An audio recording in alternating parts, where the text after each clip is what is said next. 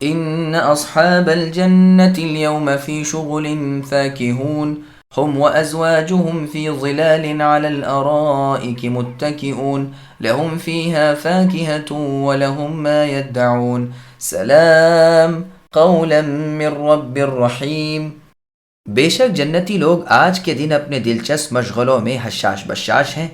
وہ اور ان کی بیویاں سایوں میں مسہریوں پر تکیے لگائے بیٹھے ہوں گے. ان کے لیے جنت میں ہر قسم کے میوے ہوں گے اور بھی جو کچھ وہ طلب کریں. مہربان پروردگار اللہ تعالیٰ کی طرف سے انہیں سلام کہا جائے گا. سامعین اب ان آیتوں کی تفسیر سماعت کیجیے. اہل جنت پر انعامات. جنتی لوگ میدان قیامت سے فارغ ہو کر جنتوں میں بصد اکرام و بے ہزار تعظیم پہنچائے جائیں گے اور وہاں کی گوناگون نعمتوں اور راحتوں میں اس طرح مشغول ہوں گے کہ کسی دوسری جانب نہ التفات ہوگا نہ کسی اور طرف کا خیال. یہ جہنم سے اور جہنم والوں سے بے فکر ہوں گے. اپنی لذتوں اور مزیداریوں میں اس قدر مسرور ہوں گے کہ اور ہر ایک چیز سے بے خبر ہو جائیں گے. نہایت حشاش بشاش ہوں گے. کنواری حوریں انہیں ملی ہوئی ہوں گی جن سے وہ لطف اندوز ہو رہے ہوں گے. طرح طرح کی راگ راگنیاں اور خوش آوازیاں دل فریبی سے ان کے دلوں کو لبھا رہی ہوں گی. ان کے ساتھ ہی اس لطف و سرور میں ان کی بیویاں اور ان کی حوریں بھی شامل ہوں گی. جنتی میوے دار درختوں کے ٹھنڈے اور گھنے سایوں میں بآرام تختوں پر تکیوں سے لگے بے غمی اور بے فکری کے ساتھ اللہ تعالیٰ کی مہمانداری سے مزے اٹھا رہے ہوں گے. ہر قسم کے میوے بکثرت ان کے پاس موجود ہوں گے اور بھی جس چیز کو جی چاہے جو خواہش ہو پوری کی جائے گی. اللہ تعالیٰ کی طرف سے ان پر سلام ہی سلام ہے. خود اللہ تعالیٰ اہل جنت کے لیے سلام ہے. جیسے اللہ تعالیٰ نے سورہ احزاب کی آیت نمبر 44 میں فرمایا تحیتہم یوم یلقونہ سلام. ان جنتیوں کا تحفہ جس روز اللہ تعالیٰ سے ملیں گے سلام ہوگا. رسول اللہ صلی اللہ علیہ وسلم فرماتے ہیں جنتی اپنی نعمتوں میں مشغول ہوں گے کہ اوپر کی جانب سے ایک نور چمکے گا. یہ اپنا سر اٹھائیں گے تو اللہ تعالیٰ کے دیدار سے مشرف ہوں گے اور رب فرمائیں گے السلام علیکم یا اہل الجنتی. یہی معنی ہیں اس آیت سلام قول کے. جنتی خاص طور سے اللہ تعالیٰ کو دیکھیں گے اور اللہ تعالیٰ ان کو دیکھیں گے. کسی نعمت کی طرف وہ اس وقت آنکھ بھی نہ اٹھائیں گے یہاں تک کہ حجاب حائل ہو جائے گا اور نور و برکت ان کے پاس باقی رہ جائے گی. یہ روایت گو کہ ضعیف ہے لیکن دوسری سندوں سے ثابت ہے والحمدللہ. اور اللہ تعالیٰ کا دیدار سب سے بڑی نعمت ہوگی. اللہ ہم سب کو نصیب فرمائے. عمر بن عبدالعزیز رحمہ اللہ فرماتے ہیں اللہ تعالیٰ جب دوزخیوں اور جنتیوں سے فارغ ہوں گے تو ابر کے سائے میں متوجہ ہوں گے. فرشتے اللہ کے ساتھ ہوں گے. جنتیوں کو سلام کریں گے اور جنتی جواب دیں گے. محمد ابن قعب القرظی رحمہ اللہ فرماتے ہیں یہ اللہ کے فرمان سلام قولا میں موجود ہے. اس وقت اللہ فرمائیں گے مجھ سے جو چاہو مانگو. یہ کہیں گے پروردگار سب کچھ تو موجود ہے کیا مانگے. اللہ فرمائیں گے ہاں ٹھیک ہے پھر بھی جو جی میں آئے طلب کرو. یہ کہیں گے بس آپ کی رضامندی مطلوب ہے. اللہ تعالیٰ فرمائیں گے وہ تو میں تمہیں دے چکا اور اسی کی بنا پر تم میرے اس مہمان خانے جنت میں آئے اور میں نے تمہیں اس کا مالک کر دیا. جنتی کہیں گے پھر اے اللہ ہم آپ سے کیا مانگے. آپ نے ہمیں اتنا دے رکھا ہے کہ اگر آپ حکم دیں تو ہم میں سے ایک شخص کل انسانوں اور جنوں کی دعوت کر سکتا ہے اور انہیں پیٹ بھر کر کھلا پلا اور پہنا اڑا سکتا ہے بلکہ ان سب کی ضروریات پوری کر سکتا ہے اور پھر بھی اس کی ملکیت میں کوئی کمی نہیں آ سکتی. اللہ تعالیٰ فرمائیں گے ابھی میرے پاس اور زیادتی ہے. چنانچہ فرشتے ان کے پاس اللہ تعالیٰ کی طرف سے نئے نئے تحفے لائیں گے. یہ روایت تفسیر ابن جریر طبری کی ہے. امام ابن جریر رحمہ اللہ اس روایت کو بہت سی سندوں سے لائے ہیں. واللہ اعلم. وامتازوا اليوم أيها المجرمون ألم أعهد إليكم يا بني آدم ألا تعبدوا الشيطان إنه لكم عدو مبين وأن اعبدوني هذا صراط مستقيم وَلَقَدْ أَضَلَّ مِنْكُمْ جِبِلًّا كَثِيرًا أَفَلَمْ تَكُونُوا تَعْقِلُونَ. اے گنہگارو آج تم ایک سو ہٹ جاؤ الگ ہو جاؤ. اے اولاد آدم کیا میں نے تم سے یہ قول و قرار نہیں لیا تھا کہ تم شیطان کی تابع داری نہ کرنا. وہ تو تمہارا کھلا دشمن ہے. میری ہے عبادت کرتے رہنا سیدھی راہ یہی ہے. شیطان نے تو تم میں سے بہت ساری مخلوق کو بہکا دیا. کیا تم عقل نہیں رکھتے؟ سامعین اب ان آیتوں کی تفسیر سماعت کیجیے۔ قیامت کے دن نیک و بد میں امتیاز۔ اللہ تعالیٰ فرماتے ہیں کہ نیک کاروں سے بدکاروں کو چھانٹ دیا جائے گا، کافروں سے کہہ دیا جائے گا کہ مؤمنوں سے دور ہو جاؤ، پھر ہم ان میں امتیاز کر دیں گے، انہیں الگ الگ کر دیں گے۔ اسی طرح سورہ روم کی آیت نمبر 14 میں اللہ نے فرمایا وَيَوْمَ تَقُومُ السَّاعَةُ يَوْمَئِذٍ يَتَفَرَّقُونَ، اور جس دن یعنی روز قیامت قائم ہوگی، اس روز سب کے سب جدا جدا ہو جائیں گے، یعنی ان کے دو گروہ بن جائیں گے۔ اور سورہ صافات کی آیت نمبر 22 میں اللہ نے فرمایا احشروا الذین ظلموا وازواجہم الآیہ، یعنی ظالموں کو اور ان جیسوں کو اور ان کے جھوٹے معبودوں کو جنہیں وہ اللہ تعالیٰ کے سوا پوجتے تھے جمع کرو اور انہیں جہنم کا راستہ دکھاؤ۔ جنتیوں پر جس طرح کی نوازشیں ہو رہی ہوں گی، اسی طرح جہنم والوں پر طرح طرح کی سختیاں ہو رہی ہوں گی۔ ان کو بطور ڈانٹ ٹپٹ کے کہا جائے گا کہ کیا میں نے تم سے عہد نہیں لیا تھا کہ شیطان کی نہ ماننا، وہ تمہارا دشمن ہے، لیکن اس کے باوجود تم نے مجھ رحمان کی نافرمانی کی اور اس شیطان کی فرما برداری کی۔ خالق مالک رازق میں اور فرمان برداری کی جائے میرے راندہ درگاہ کی، یعنی اس ابلیس کی جس کو میں نے اپنی رحمت سے محروم کر دیا۔ میں تو کہہ چکا تھا کہ ایک میری ہی ماننا اور صرف مجھ ہی کو پوجنا، اور مجھ تک پہنچنے کا سیدھا قریب کا اور صحیح راستہ یہی ہے، لیکن تم الٹے چلے، یہاں بھی الٹے ہی جاؤ۔ ان نیک بختوں کی اور تمہاری راہ الگ الگ ہے، یہ جنتی ہیں اور تم دوزخی ہو۔ جبلن سے مراد خلق کثیر بہت سی مخلوق ہے۔ لغت میں جبل بھی کہا جاتا ہے اور جبلن بھی کہا جاتا ہے۔ شیطان نے تم میں سے بکثرت لوگوں کو بہکایا اور صحیح راہ سے ہٹا دیا۔ تم میں اتنی بھی عقل نہ تھی کہ تم اس کا فیصلہ کر سکتے کہ رحمان کی مانیں یا شیطان کی، اللہ تعالیٰ کی عبادت کریں یا مخلوق کی۔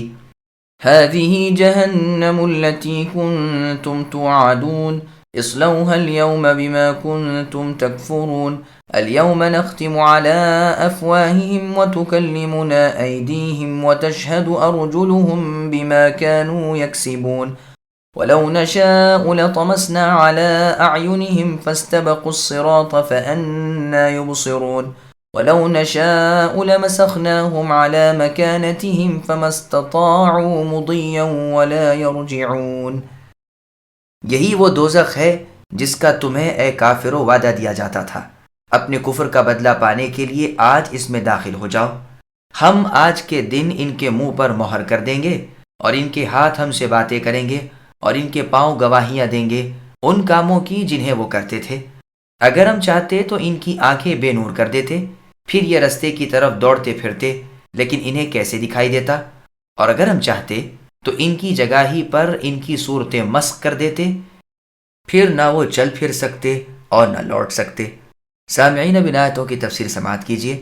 مجرموں کے منہ بند کر دیے جائیں گے، جہنم بھڑکتی ہوئی اور شعلے مارتی ہوئی، چیختی ہوئی اور چلاتی ہوئی سامنے ہوگی، اور کفار سے کہا جائے گا کہ یہی وہ جہنم ہے جس کا ذکر میرے رسول کیا کرتے تھے، جس سے وہ ڈرایا کرتے تھے اور تم انہیں جھٹلاتے تھے۔ لو اب اپنے کفر کا مزہ چکھو، اٹھو اس میں کود پڑو۔ چنانچہ سورہ طور کی آیت نمبر 12 میں ہے یوم یدعون الآیہ، کہ جس دن یہ جہنم کی طرف دھکے لے جائیں گے اور کہا جائے گا یہی وہ دوزخ ہے جس کا تم انکار کرتے رہے، بتلاؤ یہ جادو ہے یا تم اندھے ہو گئے ہو۔ قیامت کے روز جب یہ کفار و منافقین اپنے گناہوں کا انکار کریں گے اور اس پر قسمیں کھا لیں گے تو اللہ تعالیٰ ان کی زبانوں کو بند کر دیں گے اور ان کے بدن کے اعضاء سچی سچی گواہی دینا شروع کر دیں گے۔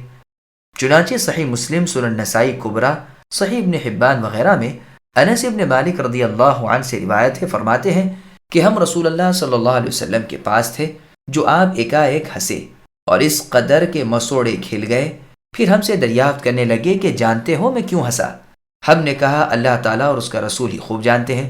فرمایا جو بندہ اپنے رب سے قیامت کے دن جھگڑا کرے گا، اس پر کہے گا کہ باری تعالیٰ کیا آپ نے مجھے ظلم سے بچایا نہ تھا؟ اللہ تعالیٰ فرمائیں گے ہاں۔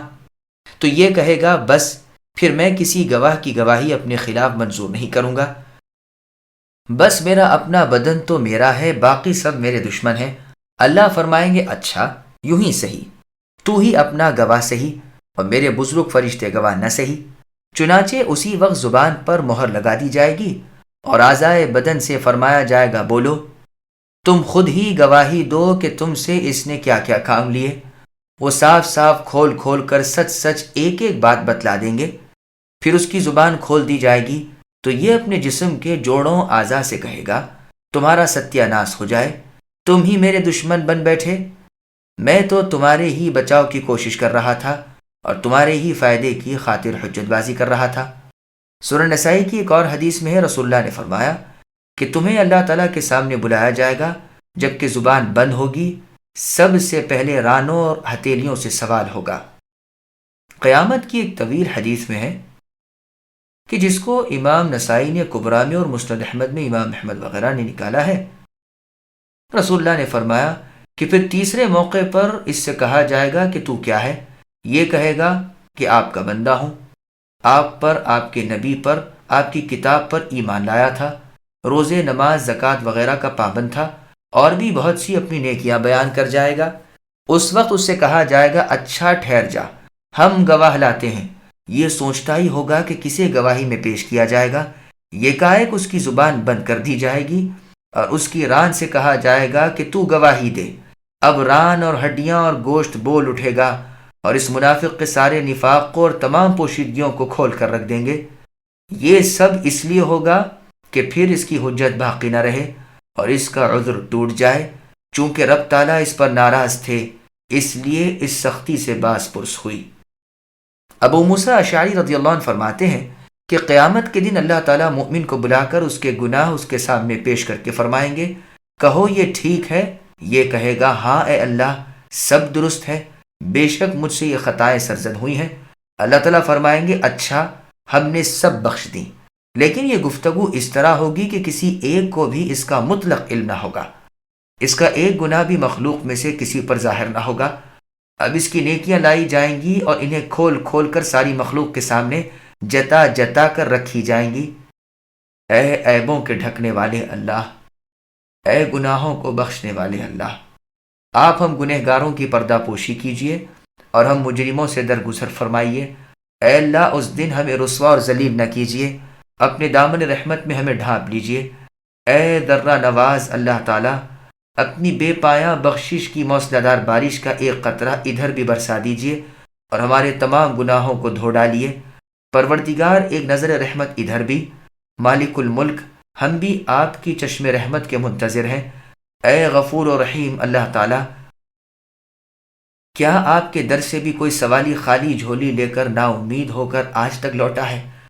رحم و کرم، اے مالک و خالق، رحم و کرم، اپنے انتقام سے بچا لیجئے، اپنے غصے سے نجات دیجئے، اپنی رحمتوں سے نواز دیجئے، اپنے عذابوں سے چھٹکارا دیجئے، اپنی جنت میں ہمیں پہنچا دیجئے، اپنے بزرگ اور خوبصورت چہرے کے دیدار سے مشرف فرمائیے۔ آمین آمین آمین۔ اور کافر و منافق کو بلایا جائے گا، اس کے اعمال بد اس کے سامنے رکھے جائیں گے اور اس سے کہا جائے گا کہو یہ ٹھیک ہے؟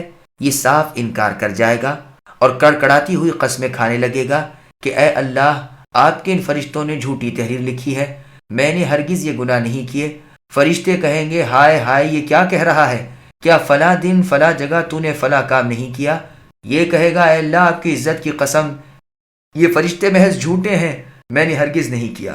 اب اللہ تعالیٰ اس منافق شخص کی زبان بند کر دیں گے۔ غالباً سب سے پہلے اس کی داہنی ران اس کے خلاف گواہی دے گی۔ یہی مضمون اس آیت میں بیان ہو رہا ہے۔ پھر آگے اللہ فرماتے ہیں کہ اگر ہم چاہتے تو انہیں گمراہ کر دیتے اور پھر یہ کبھی ہدایت حاصل نہ کر سکتے۔ اگر ہم چاہتے تو ان کی آنکھیں اندھی کر دیتے تو یہ یوں ہی بھٹکتے پھرتے، ادھر ادھر راستے ٹٹولتے، حق کو نہ دیکھ سکتے، نہ صحیح راستے پر پہنچ سکتے۔ اور اگر ہم چاہتے تو انہیں ان کے مکانوں میں ہی مسخ کر دیتے، ان کی صورتیں بدل دیتے، انہیں ہلاک کر دیتے، انہیں پتھر کے بنا دیتے، ان کی ٹانگیں توڑ دیتے، پھر نہ وہ چل سکتے یعنی آگے کو، نہ وہ لوٹ سکتے یعنی پیچھے کو، بلکہ بت کی طرح ایک ہی جگہ بیٹھے رہتے، آگے پیچھے نہ ہو سکتے۔ ومن نعمره ننكسه في الخلق أفلا يعقلون وما علمناه الشعر وما ينبغي له إن هو إلا ذكر وقرآن مبين لينذر من كان حيا ويحق القول على الكافرين اور جسے ہم بوڑھا کرتے ہیں اسے پیدائشی حالت کی طرف پھر لوٹا دیتے ہیں، کیا پھر بھی وہ نہیں سمجھتے؟ نہ تو ہم نے اس پیغمبر محمد صلی اللہ علیہ وسلم کو شعر سکھائے اور نہ یہ ان کے لائق ہی ہے۔ وہ تو صرف نصیحت اور واضح قرآن ہے تاکہ وہ ہر اس شخص کو آگاہ کر دے جو زندہ ہے اور کافروں پر حجت ثابت ہو جائے۔ سامعین، اب ان آیتوں کی تفسیر سماعت کیجیے۔ جوانی اور بڑھاپا۔ انسان کی جوانی جوں جوں ڈھلتی جاتی ہے، پیری، ضعیفی، کمزوری اور ناتوانی آتی جاتی ہے۔ جیسے سورہ روم کی آیت نمبر 54 میں اللہ نے فرمایا، اللہ الذی خلقکم من ضعف الآیہ، یعنی اللہ تعالیٰ وہ ہیں کہ جس نے تمہیں ناتوانی کی حالت میں پیدا کیا، پھر ناتوانی کے بعد طاقت عطا فرمائی، پھر طاقت و قوت کے بعد ضعف اور بڑھاپا کر دیا۔ وہ جو چاہتے ہیں پیدا کرتے ہیں اور وہ خوب جاننے والے، پوری قدرت رکھنے والے ہیں۔ اور آیت میں اللہ نے فرمایا، تم میں سے بعض بہت بڑی عمر کی طرف لوٹائے جاتے ہیں تاکہ علم کے بعد وہ بے علم ہو جائیں۔ پس مطلب آیت سے یہ ہے کہ دنیا زوال اور انتقال کی جگہ ہے، یہ پائیدار اور قرارگاہ نہیں۔ پھر بھی کیا یہ لوگ عقل نہیں رکھتے کہ اپنے بچپن پر، پھر جوانی پر، پھر بڑھاپے پر غور کریں اور اس سے نتیجہ نکال لیں کہ اس دنیا کے بعد آخرت آنے والی ہے اور اس زندگی کے بعد نئی زندگی میں دوبارہ پیدا ہونا ہے۔ شاعری محمد صلی اللہ علیہ وسلم کے شایع نشان نہیں۔ پھر آگے اللہ نے فرمایا، نہ تو ہم نے اپنے پیغمبر محمد صلی اللہ علیہ وسلم کو شاعری سکھائی، نہ شاعری ان کے شایع نشان ہے، نہ انہیں شعر گوئی سے محبت، نہ شعر اشعار کی طرف ان کی طبیعت کا میلان۔ اسی کا ثبوت نبی صلی اللہ علیہ وسلم کی زندگی میں نمایاں طور پر ملتا ہے کہ کسی کا شعر پڑھتے تھے تو بھی صحیح طور پر ادا نہیں ہوتا تھا یا پورا یاد نہیں ہوتا تھا۔ شعبی رحمہ اللہ فرماتے ہیں، اولاد عبد المطلب کا ہر مرد و عورت شعر کہنا جانتا تھا، مگر رسول صلی اللہ علیہ وسلم اس سے کوسوں دور تھے۔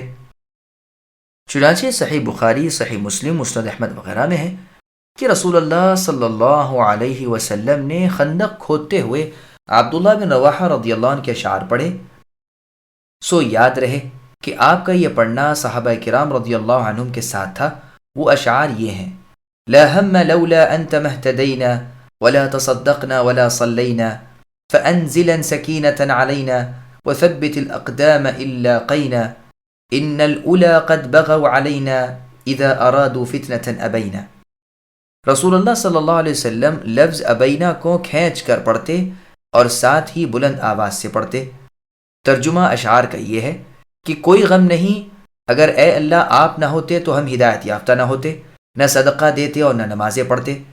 اب آپ ہم پر تسکین نازل فرمائیے اور جب دشمنوں سے لڑائی چھڑ جائے تو آپ ہمیں ثابت قدمی عطا فرمائیے۔ یہی لوگ ہم پر سرکشی کرتے ہیں، ہاں یہ جب کبھی فتنے کا ارادہ کرتے ہیں تو ہم انکار کرتے ہیں۔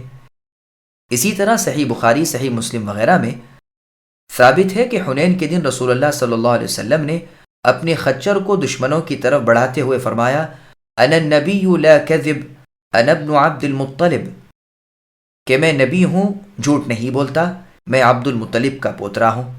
اس کے بارے میں یہ یاد رہے کہ اتفاقیہ ایک کلام رسول اللہ کی زبان سے نکل گیا جو وزن شعر پر پورا اترا، نہ کہ قصدن رسول اللہ نے شعر کہا ہو۔ صحیح بخاری میں ہے کہ جندب ابن عبداللہ رضی اللہ عنہ فرماتے ہیں، ہم رسول اللہ کے ساتھ ایک غار میں تھے کہ آپ کی انگلی زخمی ہو گئی تھی تو آپ نے فرمایا، هل انت الا اصبع دمیتی وفی سبیل اللہ ما لاقیتی، یعنی تو ایک انگلی ہی تو ہے اور تو اللہ کی راہ میں خون آلودہ ہوئی ہے۔ یہ بھی اتفاقیہ ہے، جان بوجھ کر نہیں۔ اسی طرح ایک حدیث میں الا اللبم کی تفسیر میں آئے گی کہ رسول اللہ نے فرمایا، ان تغفر اللہم تغفر جما وای عبد لک ما علم، یعنی اے اللہ آپ جب بخشیں تو ہمارے تمام گناہ بخش دیجئے، ورنہ یوں تو آپ کا کوئی بندہ نہیں جو چھوٹی چھوٹی لغزشوں سے بھی پاک ہو۔ بس یہ سب کے سب اس آیت کے منافی نہیں، کیونکہ اللہ تعالیٰ کی تعلیم رسول اللہ کو شعر گوئی کی نہ تھی، بلکہ رب العالمین نے تو رسول اللہ کو قرآن عظیم کی تعلیم کی تھی، جس کے پاس بھی باطل پھٹک نہیں سکتا۔ قرآن حکیم کی یہ پاک نظم شاعری سے منزلوں دور تھی۔ اسی طرح کہانت سے اور گھڑ لینے سے اور جادو کے کلمات سے، جیسے کہ کفار کے مختلف گروہ مختلف بولیاں بولتے تھے، آپ کی تو طبیعت ان صناعتوں سے معصوم تھی۔ مسند احمد میں ہے، عائشہ صدیقہ رضی اللہ عنہ فرماتی ہیں کہ شعر گوئی سے رسول اللہ صلی اللہ علیہ وسلم کو طبعاً نفرت تھی۔ سنن نبی داؤد میں ہے کہ رسول اللہ صلی اللہ علیہ وسلم کو جامع کلمات پسند آتے تھے اور اس کے سوا چھوڑ دیتے تھے۔ سنن نبی داؤد ہی میں ہے کہ کسی کا پیٹ پیپ سے بھر جانا اس کے لیے شعروں سے بھر لینے سے بہتر ہے۔ یاد رہے کہ شعر گوئی کی کئی قسمیں ہیں۔ مشرکوں کی حجوں میں شعر کہنا مشروع ہے۔ حسان بن ثابت اور کعب بن مالک نیز عبداللہ بن رواحہ رضی اللہ عنہ وغیرہ جیسے اکابرین صحابہ نے کفار کی حجوں میں اشعار کہے ہیں۔ بعض اشعار نصیحت، ادب اور حکمت کے لیے ہوتے ہیں، جیسے کہ جاہلیت کے زمانے کے شعراء کے کلام میں ایسے اشعار پائے جاتے ہیں۔ چنانچہ صحیح مسلم میں ہے کہ ایک صحابی رضی اللہ عنہ نے رسول اللہ کو امیہ ابن ابی الصلت کے 100 بیت یعنی اشعار کے بند سنائے۔ ہر بیت کے بعد رسول اللہ فرماتے تھے اور کہو۔ سنن نبی داؤد اور مختلف دوسرے حصوں میں احادیث کی رسول اللہ کا یہ فرمان بھی ہے کہ بعض بیان مثل جادو کے ہیں اور بعض شعر سراسر حکمت والے ہیں۔ پس فرمان ہے کہ جو کچھ ہم نے انہیں سکھایا ہے وہ سراسر ذکر و نصیحت اور واضح صاف اور روشن قرآن ہے۔ جو شخص ذرا سا بھی غور کرے اس پر یہ کھل جاتا ہے، تاکہ روئے زمین پر جتنے لوگ موجود ہیں یہ ان سب کو آگاہ کر دیں اور ڈرا دیں، جیسا کہ اللہ نے سورہ انعام کی آیت نمبر 19 میں فرمایا، لِأُنذِرَكُمْ بِهِ وَمَنْ بَلَغَ، تاکہ اے لوگوں میں اس قرآن کے ذریعے سے تمہیں اس کے ساتھ ڈرا دوں اور جسے بھی یہ پہنچ جائے۔ اور سورہ ہود کی آیت نمبر 17 میں فرمایا، وَمَنْ يَكْفُرْ بِهِ مِنَ الْأَحْزَابِ فَالنَّارُ مَوْعِدُهُ، یعنی جماعتوں میں سے جو بھی اس قرآن اور حدیث کو نہ مانے وہ سزاوار دوزخ ہے۔ ہاں، اس قرآن سے اور نبی صلی اللہ علیہ وسلم کے فرمان سے اثر وہی لیتا ہے جو زندہ دل اور صاف باطن ہو، عقل و بصیرت رکھتا ہو، اور قول عذاب تو کافروں پر ثابت ہی ہے۔ پس قرآن مؤمنوں کے لیے رحمت اور کافروں پر اتمام حجت ہے۔ أولم يروا أنا خلقنا لهم مما عملت أيدينا أنعاما فهم لها مالكون وذللناها لهم فمنها ركوبهم ومنها يأكلون ولهم فيها منافع ومشارب أفلا يشكرون واتخذوا من دون الله آلهة لعلهم ينصرون لا يستطيعون نصرهم وهم لهم جند محضرون فلا يحزنك قولهم إنا نعلم ما يسرون وما يعلنون۔ کیا وہ نہیں دیکھتے کہ ہم نے اپنے ہاتھوں بنائی ہوئی چیزوں میں سے ان کے لیے چوپائے جانور بھی پیدا کر دیے جن کے یہ مالک ہو گئے ہیں، اور ان مویشیوں کو ہم نے ان کا تابع فرمان بنا دیا ہے، جن میں سے بعض تو ان کی سواریاں ہیں اور بعض کا گوشت کھاتے ہیں۔ انہیں ان سے اور بھی بہت سے فائدے ہیں، خصوصاً دودھ کا پینا۔ کیا پھر بھی یہ شکر گزاری نہیں کریں گے؟ اللہ تعالیٰ کے سوا دوسروں کو معبود بنانے میں اس خیال سے کہ ان کی مدد کی جائے، یقیناً ان میں ان کی مدد کی طاقت ہی نہیں، لیکن پھر بھی مشرکین ان کے لیے حاضر باش لشکری ہیں۔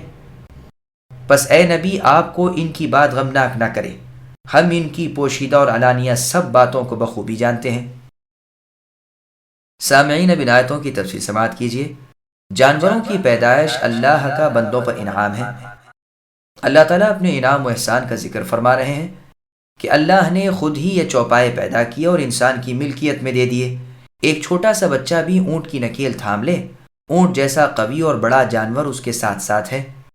100 اونٹوں کی ایک قطار ہو، ایک بچے کے ہانکنے سے سیدھی چلتی رہتی ہے۔ اس ماتحتی کے علاوہ بعض لمبے لمبے مشقت والے سفر بآسانی جلدی طے ہوتے ہیں۔ خود سوار ہوتے ہیں، اسباب لادتے ہیں، بوجھ ڈھونے کے کام آتے ہیں، اور بعض کے گوشت کھائے جاتے ہیں۔ پھر صوف، اون، بالوں اور کھالوں وغیرہ سے فائدے اٹھاتے ہیں، دودھ پیتے ہیں اور بطور علاج پیشاب کام میں آتے ہیں، اور بھی طرح طرح کے فوائد حاصل کیے جاتے ہیں۔ کیا پھر ان کو نہ چاہیے کہ ان نعمتوں کے منعم، ان احسانوں کے محسن، ان چیزوں کے خالق، ان کے حقیقی مالک اللہ تعالیٰ کا شکر بجا لائیں، صرف اللہ ہی کی عبادت کریں، اللہ کی توحید کو مانیں اور اللہ کے ساتھ کسی کو اللہ کا شریک نہ ٹھہرائیں۔ اللہ سب کچھ جانتے ہیں۔ مشرکین کے اس باطل عقیدے کی تردید ہو رہی ہے جو وہ سمجھتے تھے کہ جن جن کے سوائے اللہ تعالیٰ کی یہ عبادت کرتے ہیں وہ ان کی امداد و نصرت کریں گے، ان کی روزیوں میں برکت دیں گے اور اللہ تعالیٰ سے تقرب حاصل ہوگا۔ اللہ تعالیٰ فرماتے ہیں کہ وہ ان کی مدد کرنے سے عاجز ہیں، ان کی مدد تو کجا، وہ تو خود اپنی مدد بھی نہیں کر سکتے، بلکہ یہ بت تو اپنے دشمن کے نقصان سے بھی اپنے آپ کو نہیں بچا سکتے۔ کوئی آئے اور توڑ موڑ کر بھی چلا جائے تو یہ اس کا کچھ نہیں کر سکتے، بلکہ بول چار پر بھی قادر نہیں، سمجھ بوجھ نہیں۔ یہ بت قیامت کے دن جمع شدہ حساب کے وقت اپنے عابدوں کے سامنے لاچاری اور بے کسی کے ساتھ موجود ہوں گے، تاکہ مشرکین کی پوری ذلت و خواری ہو اور ان پر حجت تمام ہو۔ قتادہ رحمہ اللہ فرماتے ہیں کہ مطلب یہ ہے کہ بت تو ان کی کسی کی امداد نہیں کر سکتے، لیکن پھر بھی یہ بے سمجھ مشرکین ان کے سامنے اس طرح موجود رہتے ہیں جیسے کوئی حاضر باش لشکر ہو۔ وہ نہ انہیں کوئی نفع پہنچا سکے نہ کسی نقصان کو دفع کر سکے، لیکن یہ ہے کہ ان کے نام پر مرے جاتے ہیں، یہاں تک کہ ان کے خلاف آواز سننا نہیں چاہتے اور غصے سے بے قابو ہو جاتے ہیں۔ اے نبی صلی اللہ علیہ وسلم، ان کفار کی باتوں سے آپ غمناک نہ ہو، ہم پر ان کا ظاہر اور باطن روشن ہے، وقت آ رہا ہے کہ گن چن کر ہم انہیں بدلے دیں۔ اولم ير الانسان انا خلقناه من نطفة فاذا هو خصيم مبين وضرب لنا مثلا ونسي خلقه قال من يحيي العظام وهي رميم قل يحييها الذي انشأها اول مرة وهو بكل خلق عليم الذي جعل لكم من الشجر الأخضر نارا فإذا أنتم منه توقدون۔ کیا انسان کو اتنا بھی معلوم نہیں کہ ہم نے اسے نطفے سے پیدا کیا ہے؟ پھر بھی یہ تو سری جھگڑالو بن بیٹھا اور ہم ہی کو باتیں مارنے لگا اور اپنی اصل پیدائش کو بھول گیا۔ کہنے لگا ان گلی سڑی ہڈیوں کو کون زندہ کر سکتا ہے؟ اے نبی آپ جواب دیجئے کہ انہیں وہ زندہ کریں گے جس اللہ نے انہیں پہلی مرتبہ پیدا کیا ہے، جو سب طرح کی پیدائش کے بخوبی جاننے والے ہیں، وہی جس نے تمہارے لیے سبز درخت سے آگ پیدا کر دی جس سے تم آگ سلگاتے ہو۔ سامعین اب آیتوں کی تفصیل سماعت کیجیے۔ پہلی مرتبہ کی پیدائش کے بنانے والے دوبارہ زندہ کرنے پر بھی قادر ہیں، اور وہ صرف اور صرف اللہ تعالیٰ ہے۔ ابی بن خلف ملعون ایک مرتبہ اپنے ہاتھ میں ایک بوسیدہ کھوکھلی گلی سڑی ہڈی لے کر آیا اور اس کو اپنی چٹکی میں ملتے ہوئے جبکہ اس کے ریزے ہوا میں اڑ رہے تھے رسول اللہ سے کہنے لگا، آپ کہتے ہیں کہ ان ہڈیوں کو اللہ تعالیٰ زندہ کریں گے؟ رسول اللہ نے فرمایا، ہاں، اللہ تعالیٰ تجھے ہلاک کر دیں گے، پھر زندہ کر دیں گے، پھر تیرا حشر جہنم کی طرف ہوگا۔ اس موقع پر اس سورت کی آخری آیتیں نازل ہوئیں۔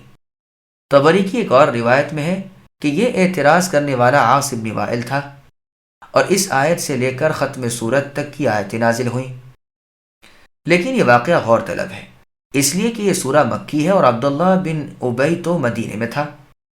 بہر صورت خواہ ابی کے سوال پر یہ آیتیں اتری ہوں یا عاص کے سوال پر ہیں عام۔ لفظ انسان پر جو الف لام ہے وہ جنس کا ہے، جو شخص بھی دوسری زندگی کا منکر ہوا اسے جواب ہے۔ مطلب یہ ہے کہ ان لوگوں کو چاہیے کہ اپنی شروع پیدائش پر غور کریں، جس نے ایک حقیر و ذلیل قطرے سے انسان کو پیدا کر دیا، حالانکہ اس سے پہلے وہ کچھ نہ تھا۔ پھر اللہ کی قدرت پر حرف رکھنے کے کیا معنی؟ اس مضمون کو بہت سی آیتوں میں بیان فرمایا ہے، جیسے سورہ مرسلات کی آیت نمبر 20، الم نخلقکم من ماء مہین، اور سورہ دہر یا سورہ انسان کی آیت نمبر 2، انا خلقنا الانسان من نطفۃ امشاج وغیرہ۔ مسند احمد میں ہے کہ ایک مرتبہ رسول اللہ صلی اللہ علیہ وسلم نے اپنی ہتھیلی میں تھوکا، پھر اس پر انگلی رکھ کر فرمایا کہ اللہ تعالیٰ فرماتے ہیں، اے ابن آدم، کیا تو مجھے بھی عاجز کر سکتا ہے؟ میں نے تجھے اس جیسی یعنی تھوک جیسی چیز سے پیدا کیا ہے، پھر جب ٹھیک ٹھاک درست اور چست کر دیا اور تو ذرا کس بل والا ہو گیا تو تو نے مال جمع کرنا اور مسکینوں سے روک رکھنا شروع کر دیا۔ ہاں، جب دم نرخے میں اٹکا تو کہنے لگا کہ اب میں اپنا تمام مال اللہ کی راہ میں صدقہ کرتا ہوں، بھلا اب صدقے کا وقت کہاں؟ الغرض نطفے سے پیدا کیا ہوا انسان حجت بازیاں کرنے لگا اور اپنا دوبارہ جی اٹھنا محال جاننے لگا۔ اللہ تعالیٰ کی قدرت سے نظریں ہٹا لی، جس نے آسمان و زمین کو اور تمام مخلوق کو پیدا کر دیا۔ یہ اگر غور کرتا تو علاوہ اس عظیم الشان مخلوق کی پیدائش کے خود اپنی پیدائش کو بھی دوبارہ پیدا کرنے کی قدرت کا ایک نشان عظیم پاتا، لیکن اس انسان نے تو عقل کی آنکھیں پر ٹھیکری رکھ لی۔ اس کے جواب میں اے نبی کہہ دیجئے کہ پہلی مرتبہ ان ہڈیوں کو جو اب گل سڑ گئی ہیں جس نے پیدا کیا ہے وہی دوبارہ انہیں پیدا کریں گے۔ جہاں جہاں بھی یہ ہڈیاں ہوں اللہ تعالیٰ انہیں خوب جانتے ہیں۔ مسند احمد کی حدیث میں ہے کہ ایک مرتبہ حذیفہ رضی اللہ عنہ سے عقبہ بن عمرو نے کہا کہ آپ ہمیں رسول اللہ سے سنی ہوئی کوئی حدیث سنائیے، تو آپ رضی اللہ عنہ نے فرمایا کہ رسول اللہ صلی اللہ علیہ وسلم نے فرمایا ہے کہ ایک شخص پر جب موت کی حالت طاری ہوئی تو اس نے اپنے وارثوں کو وصیت کی کہ جب میں مر جاؤں تو بہت ساری لکڑیاں جمع کر کے میری لاش کو جلا کر خاک کر دینا، پھر اسے سمندر میں بہا دینا۔ چنانچہ انہوں نے یہی کیا۔ اللہ تعالیٰ نے اس کی راکھ جمع کر کے جب اسے دوبارہ زندہ کیا تو اس سے پوچھا کہ تو نے ایسا کیوں کیا؟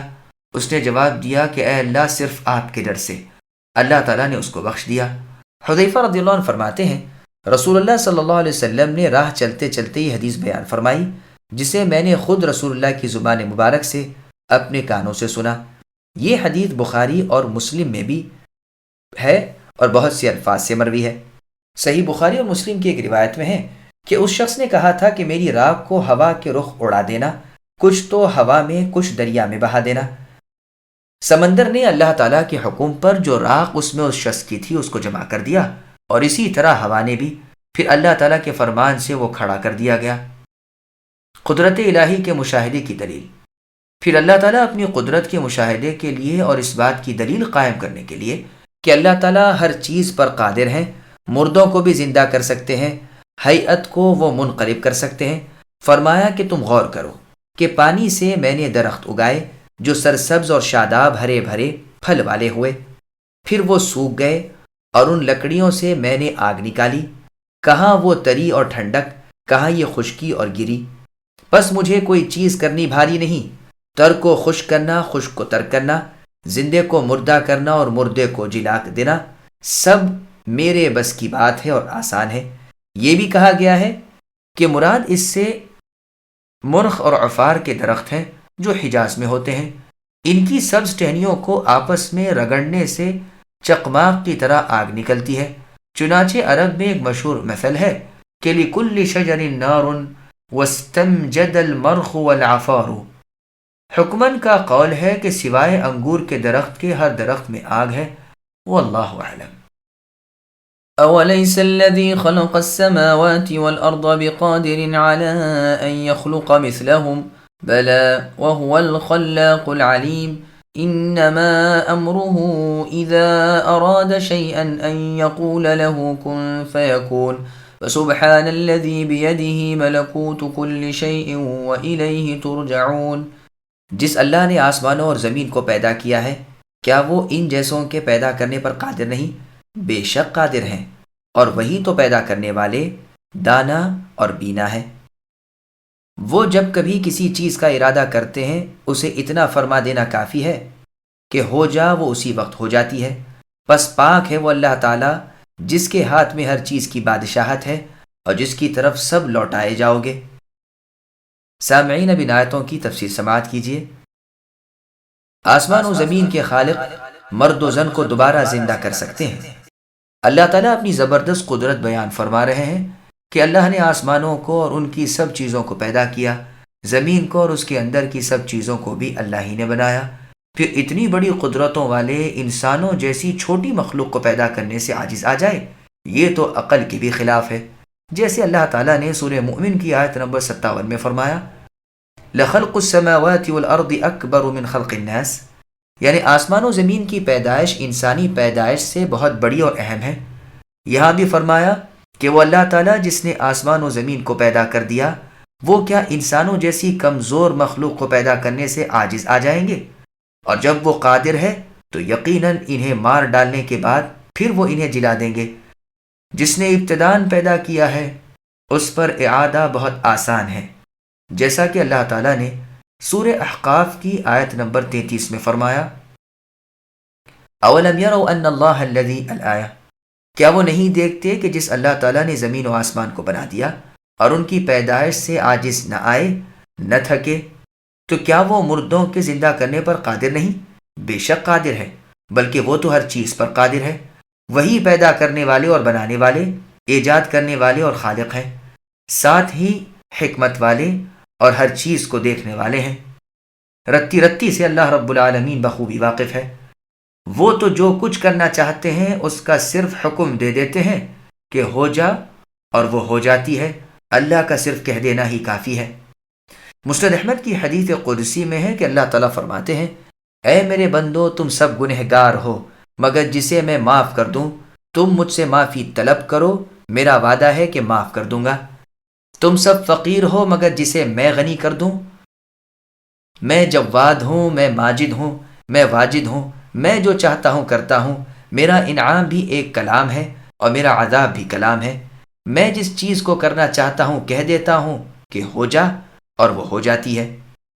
ہر برائی سے اللہ تعالیٰ کی ذات بالکل پاک ہے، جو زمین و آسمان کے بادشاہ ہے، جس کے ہاتھ میں آسمانوں اور زمینوں کی کنجیاں ہیں، وہ سب کے خالق ہیں، وہی اصلی حاکم ہے۔